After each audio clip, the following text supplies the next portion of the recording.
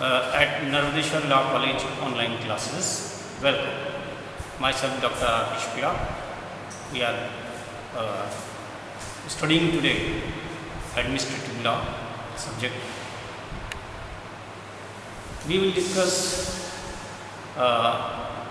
definition and we will focus very slightly about the rule of law and separation of power. You know, administrative law is that branch of law which deals with the organization, power and procedure and remedies related to the administration. If a person aggrieved by administrative function, then he may approach to the concerned superior officers to get remedies and redressal of their grievances. Regarding definition, you know,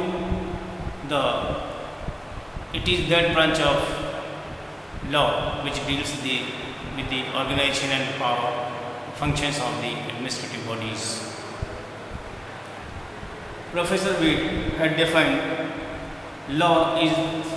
administrative law is law relating to control of governmental power. Here, you know, when conflict arises between individuals eligibility or right and administrative powers comes into play, then for the sake of individuals' privilege, it should be upheld, because one citizen can approach his rights will be more influenced and it will be beneficial to the common citizen. So it is very essential to the common citizens. As well as Professor Davis said, administrative law is the law concerning the powers, procedure of administrative agencies, including law governing judicial review of administrative law. Here we will see that power and procedure which is followed by the administrative authorities comes into play are much relevant for the sake of democracy, well administration, transparency. So it is essential that it should be protected and it should be administered properly.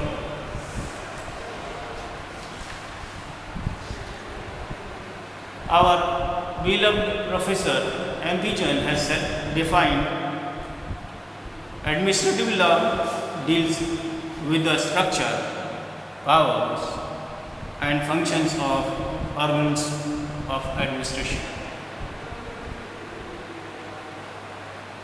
Administrative law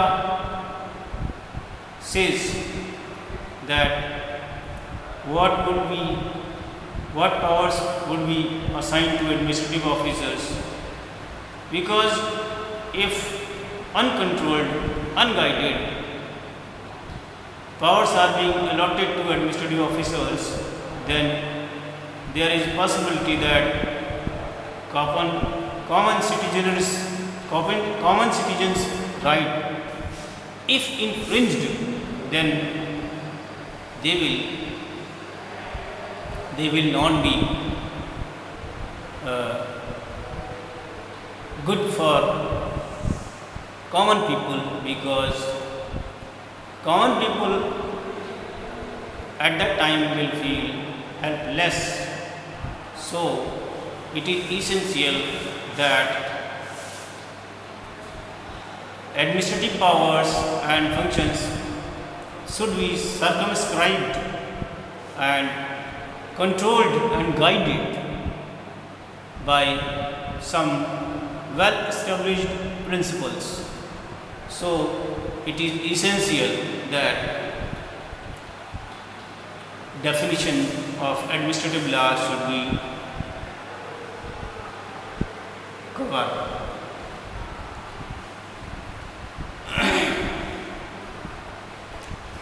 Another important topic for the administrative law is reasons for growth of administrative law.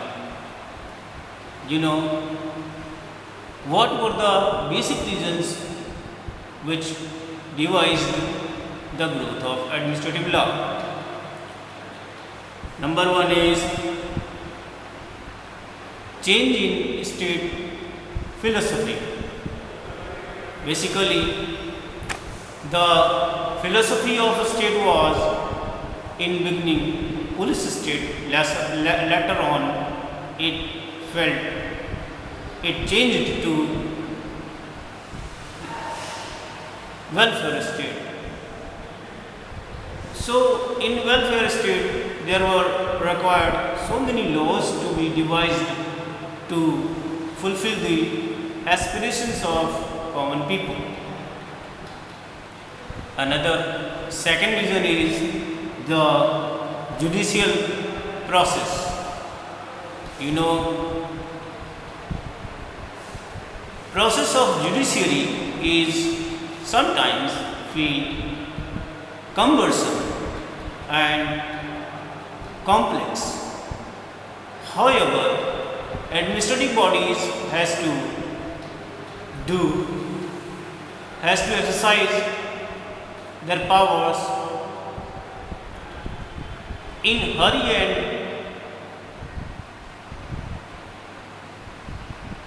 swift action.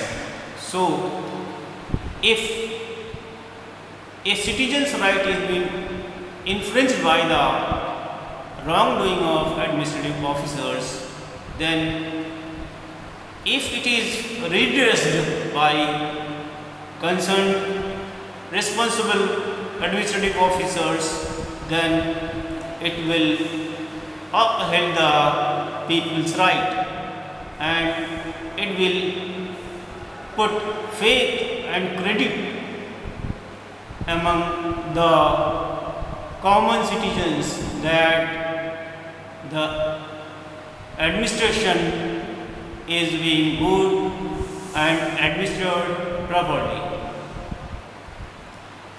The third reason for the growth